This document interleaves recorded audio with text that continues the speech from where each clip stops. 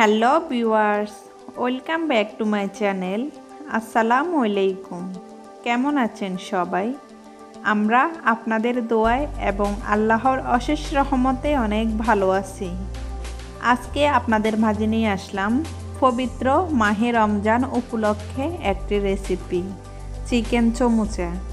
আমি আপনাদের মাঝে পবিত্র মাহে রমজান উপলক্ষে আরও কিছু রেসিপি নিয়ে আসব। আপনারা যদি আমার রেসিপিগুলো দেখতে চান তাহলে প্লিজ সবাই আমার সাথে থাকবেন। আর যারা এখনও আমার চ্যানেলটি সাবস্ক্রাইব করেননি, প্লিজ আমার চ্যানেলটি সাবস্ক্রাইব করুন আর পাশে থাকা ছোট্ট নোটিফিকেশনের বেল আইকনটি ক্লিক করুন আমার চ্যানেলের নতুন নতুন ভিডিওর আপডেট পেতে। আর যারা আমার চ্যানেলটি সাবস্ক্রাইব করে আমার পাশে থেকেছেন তাদেরকে আমার পক্ষ থেকে অসংখ্য ধন্যবাদ। শুরু করা যাক আমার আজকের এই রেসিপিটি। চমুচার ভিতরের পুরের জন্য একটি প্যানে আমি 2 টেবিল চামচ পরিমাণ তেল দিলাম। এখন এখানে আমি 2টি এলাচ আর 3টি লং দিব। আর এখন এখানে আমি একটি তেজপাতা দিব আর 1 ইঞ্চি সাইজের একটা দারচিনি দিব। দিয়ে এগুলোকে ভালো করে ভেজে নেব। যখন দেখব এগুলো থেকে সুন্দর স্মেল বের হওয়া শুরু করেছে, তখন আমি এখানে হাফ কাপ পেঁয়াজ কুচি দিব। দিয়ে এগুলোকে হালকা একটু ভেজে নেব।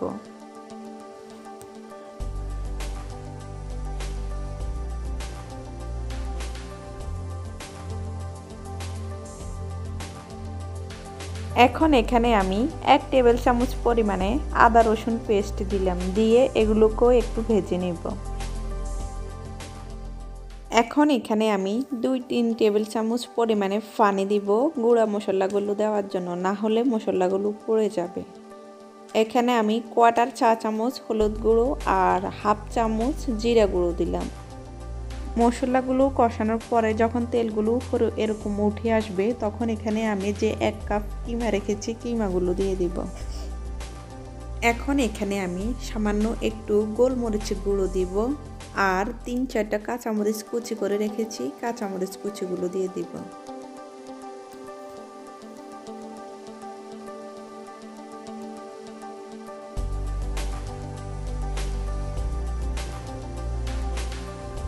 আর এখন এখানে আমি হাফ চা চামচ চাট মশলা দিব। দিয়ে আবার এগুলোকে মিক্স করে নেব।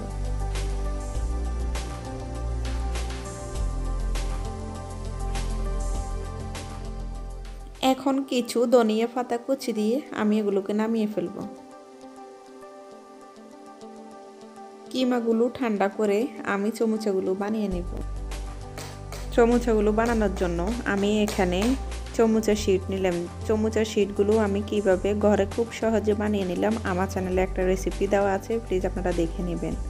আর এখানে আমি 2 টেবিল চামচ পরিমাণ ময়দা আর সামান্য একটু পানি দিয়ে এখানে একটু আঠার মতো মিশ্রণ তৈরি করে নিলাম।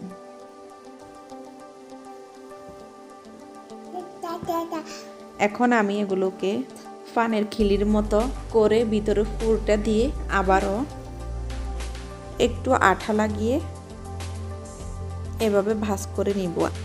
আমি এগুলো কিভাবে বানাচ্ছি আপনারা ভিডিওটি লক্ষ্য করেন, তাহলে আপনারা বুঝতে পারবেন। এখন আমি আবারও সামান্য একটু আঠা লাগিয়ে মুখটাকে লাগিয়ে নেব। আমি এখানে কিছু চমচা চিকেনের পুর দিয়ে বানাবো আর কিছু চমচার শিটের বাড়তি যে অংশগুলো থাকে এগুলোকে ভেজে চিকেনের সাথে মিক্স করে আমি বানাবো। আমি আপনাদেরকে আরেকটা বানিয়ে দেখাচ্ছি যে কিভাবে আপনারা চমচার ভাঁজ দিবেন।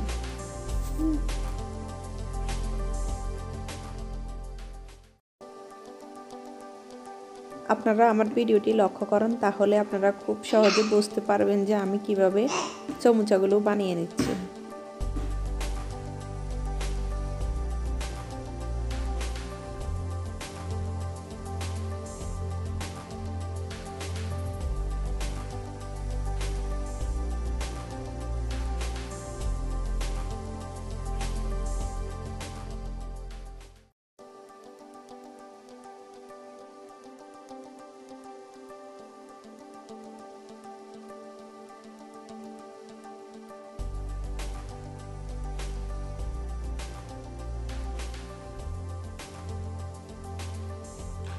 এভাবে আমি সবগুলো চমচা বানিয়ে নিলাম। এখন আমি এগুলোকে ভেজে নেব।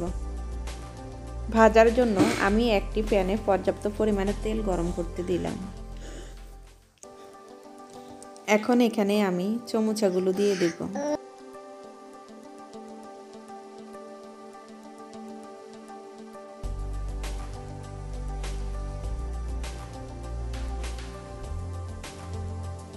আমি সবগুলো চমচা দিয়ে দিলাম।